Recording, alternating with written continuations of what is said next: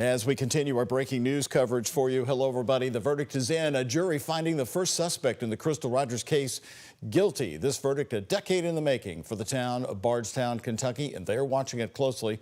It's our top story. Hello everybody. Again, I'm Doug Proffitt. And I'm Connie Leonard. Steve Lawson was found guilty of 2 charges: conspiracy to commit the murder of Crystal Rogers and tampering with evidence in the case. After 4 days of testimony, the jury believed Lawson helped others plot her murder, and he admitted to helping move her car on the day she disappeared. Of course, no cameras allowed by the judge in the courtroom to cover this case, but now we have the verdict, and our Focus reporter Shay McAllister has been on the story for years. She was in the courtroom when they read the verdict. And Shay, I know you want to bring us up to date on the sentencing, which we could learn his sentence any moment now. Doug, we just received that news moments ago. The jury has recommended 17 years in prison for Steve Lawson for his role in the death, disappearance, and cover-up of Crystal Rogers. Of course, this is good news for the Ballard family. Standing right here next to me, they were hopeful they would get a guilty charge. They got 2 of them today on conspiracy to commit murder and tampering with physical evidence.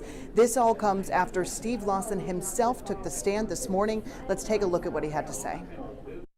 On the stand in his own defense, Steve Lawson took the oath at the courtroom, agreeing to tell nothing but the truth when talking about the night Crystal Rogers was killed. Brooks asked me if I would move a car, and I said I would, Steve told the jury. The defense team painted a picture of a man who didn't graduate high school, was an alcoholic, and claimed to know nothing about Brooks' alleged plan. The prosecutor asked him, "Did you think you were giving Brooks Houck an opportunity to kill Crystal?" Steve answered, "No, sir. I was just moving a vehicle." Steve said Joseph Lawson's little slugger bat was a gift from him and called it his security blanket. That's why Steve says he grabbed it from Crystal's car before moving up the driver's seat. "You moved the seat so it would appear Crystal was the last one driving?" the prosecutor asked. "She was shorter than my son," Steve replied. The prosecutor then focused on the midnight phone call on the night Crystal disappeared, the one discussed in a police interview days later. The prosecutor asked, "Is it true you and Brooks decided to lie to the sheriff about what that call was about? Were you trying to protect Brooks?" Steve said, "I lied to protect my son, not Brooks Houck." Steve Lawson's mom also took the stand, telling the jury when she found out Steve had been arrested, "I was angry and I was hurt." She also told jurors she thought Steve knew more and hadn't shared it. So a big question today, how did that testimony go over with the jurors? What did they think after they heard it? 15 listened to it, only 12 were sent back to actually debrief this case and decide on a verdict. 3 of them were dismissed, and the judge gave them permission to speak with the media if they wanted to. I ran downstairs and asked all 3 of them if they were interested. One gentleman told me yes. Here's what he had to say. Can you just give me your read on the case? When you were going to be walking in, what were you going to say in deliberations? I don't know. I didn't get that far. Didn't even get to think about it? No, not really. Did you believe Mr. Lawson's story? That wasn't really a question of the case. Do you think he had anything to do with the planning of the murder of Crystal Rogers? I don't know. What about the car? Do you think he moved the car? Yeah. Well, he helped. He helped move the car? Yeah. But you're not sure if he was part of a larger conspiracy? No, I'm not sure. I think only the jury can make that call. What about this case? Had you heard about it before? No. You had not heard a single thing? No, I had. My wife had, but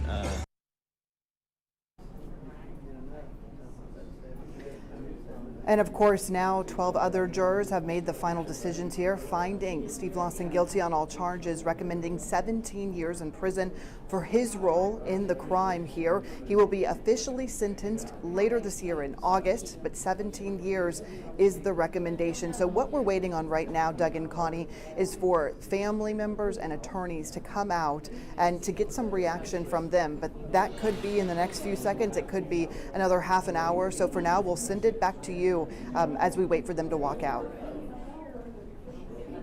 So much for that report. Let us know. We'll get right back to you.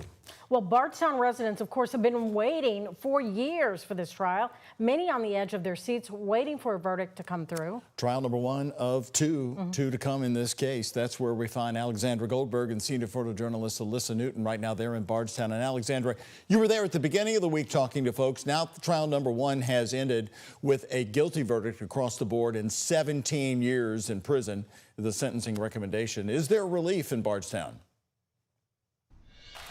Doug, Connie, relief is the exact word I'm hearing from Bardstown residents. Just before we went on air at 4 p.m., I interviewed a woman named Katie Marks. She's been following the case for 10 years. And as the verdict came in, she was actually walking away from the interview, but she had texted me that she was relieved. Her initial reaction, she said that Tommy's walk has continued on all these years, and finally there's some justice. And this is a sentiment that we heard all across town today. Take a listen.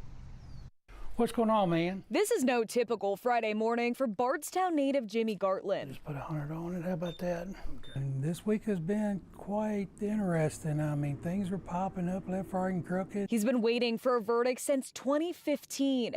This week, Steve Lawson, one of the 3 men charged in the disappearance of Crystal Rogers, tried in front of a jury in Bowling Green for conspiracy to commit murder and tampering with evidence. If he gets convicted, guilty of all counts or whatever, and at least they're 1/3 there to getting it behind us. Bombshells in the Warren County courtroom, taking those following the trial by surprise. Phone calls from jail. Evidence brought forward Thursday, recorded calls between Steve Lawson and his mother discussing Rogers' disappearance. Why would you talk about it on a phone service that's going to be tapped? Bardstown residents Roger and Bobby Markham agree. Well, I was encouraged about the phone calls. I thought those were very incriminating from the jailhouse. Residents looking ahead to next month when the alleged co-conspirators Brooks Houck and Joseph Lawson take their turn in front of a jury. Houck is the only one charged with murder.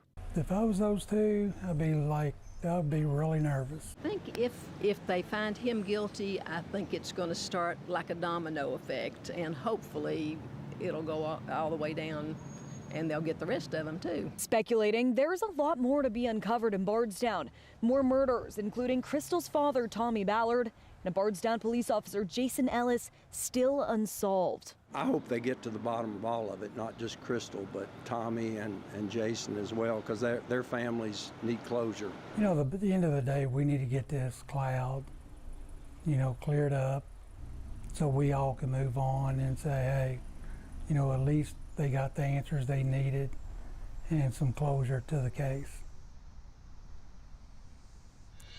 To give you a little bit of context of where I'm standing in front of right now, this is the Nelson County Justice Center.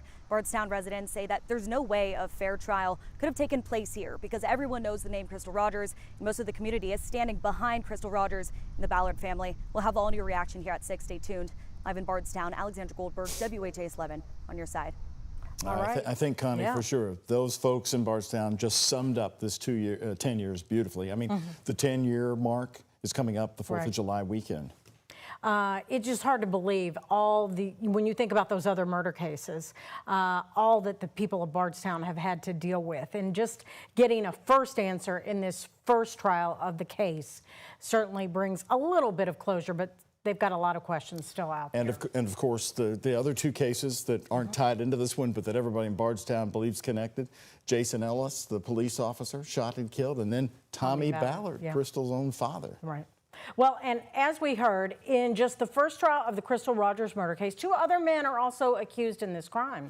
And next will be the trial for Brooks Houck, the chief suspect, and Steve Lawson's son, Joseph Lawson. This is coming up starting Tuesday, June 24th, in Bowling Green again. Joseph Lawson is charged with the same 2 counts as his father, conspiracy to commit murder and tampering with evidence. We heard part of Joseph's alleged involvement in the case and his father claiming Joseph called him and requested help to move Crystal Rogers' abandoned car. Again in June, Brooks Houck will be tried with Joseph Lawson. Houck was Crystal Rogers' boyfriend at the time of her disappearance. The state is going to try and convince a jury that Houck is the main man behind Crystal's murder. He's also charged with tampering with evidence. And WHAS11's legal analyst Nick Mudd, who joined us in the 4 o'clock hour of the Mudd Law Group, will be live with us again at 5:30 on what he feels helped the prosecution in this case. And then, Connie, it's going to be a big night on the WHAS11 Plus app. I invite you to watch our nightly special report. We're bringing you a new one tonight, which will be coming along later with our team as we're going to break down this case. Our legal analyst, Nick Mudd, will be with us, too, as well, to give his perspective. It airs at 9:30 on the free WHAS11 Plus app. That's how you watch it. So go ahead and download on your TV and then watch for free.